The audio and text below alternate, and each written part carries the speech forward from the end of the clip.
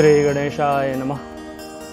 मैं आचार्य अभिषेक कृष्ण, श्रीमद् भागवत महापुराण प्रवक्ता, आप सभी भगवत प्रेमी सज्जनों का अपने YouTube चैनल पे बहुत बहुत स्वागत करता हूँ।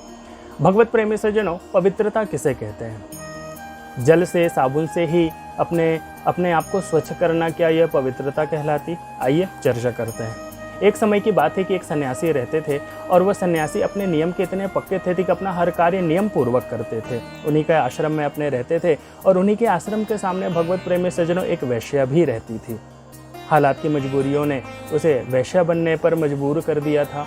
और जो सन्यासी थे भगवत प्रेमी सज्जनों, कर्म से तो वो सन्यासी थे लेकिन मन से वो सन्यासी नहीं थे। उनका जो मन था वो हमेशा सांसारिक सुखों के आगे आकृष्ट होता रहता था, हमेशा सांसारिक सुखों के बारे में सोचते थे। और इसके विपरीत जो वैश्या थी वो हमेशा यही विचार करती थी कि धर्म का पालन कैसे हो। दोनों ही इसी तरह अपना जीवन यापन करते चले गए।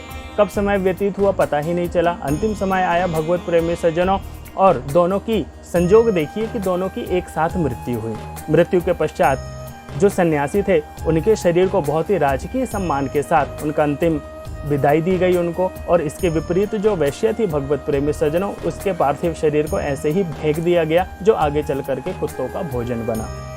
यम के दूत आए भगवत प्रेमी सज्जनों सन्यासी की आत्मा को लेने के लिए, और विष्णु के दूत आए उस वैश्य की आत्मा को लेने के लिए।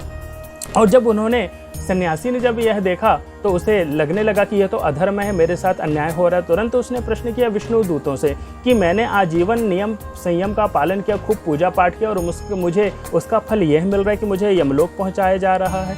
तो जब ऐसा उसने प्रश्न किया तो जो विष्णु के दूत थे उन्होंने उत्तर दिया, देखिए सन्यासी जी, बात ऐसी है कि आपने नियम पूर्वक सभी कार्य तो किए, नियम पूर्वक सभी सब कुछ किया, लेकिन आपका जो मन था, शरीर तो शुद्ध था लेकिन आपका जो मन था वह एक वैश्य की तरह था। हमेशा आप अपने मन में सांसारिक सुखों के बारे में सोचते थे, कभी मन से भगवान का भजन नहीं किया। और इसके विपरीत यह जो वैश्य थी, इसने हमेशा मन से भगवान का भजन किया, भले ही इसका शरीर कुकर्म में प्रवृत्त हुआ।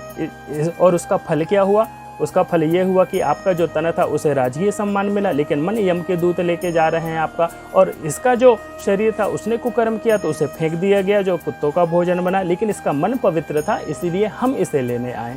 तो भगवत प्रेमी सज्जन, इस कथा का तात्पर्य यह नहीं है कि यहाँ पर हम सन्यासी की निंदा कर रहे हैं और वैश्य के जीवन की प्रशंसा कर रहे हैं। यहाँ पर धर्म की बात यह है कि भगवान जो हैं वो केवल और केवल शुद्ध पतित पावन निर्मल मन को ही स्वीकार करते हैं। मन के अंदर किसी भी प्रकार का छल कपट राग द्वेष माया मोह नहीं रहना चाहिए। और जब मन शुद्ध हो जाते तो भगवान अपने आप स्वीकार कर लेते हैं। केवल और केवल शरीर की ही पवित्रता आवश्यक नहीं है।